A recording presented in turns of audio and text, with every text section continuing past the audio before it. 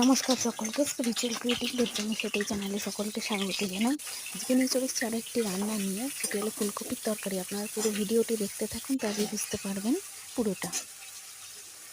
And thank you for watching.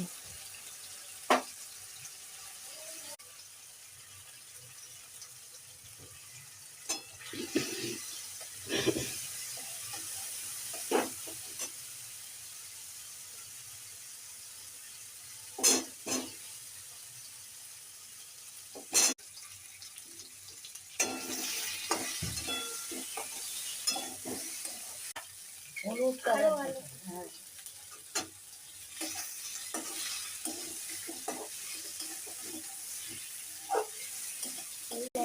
অন্যরকম লাগছে আর ওই রকম এটা আরো আলো রংটা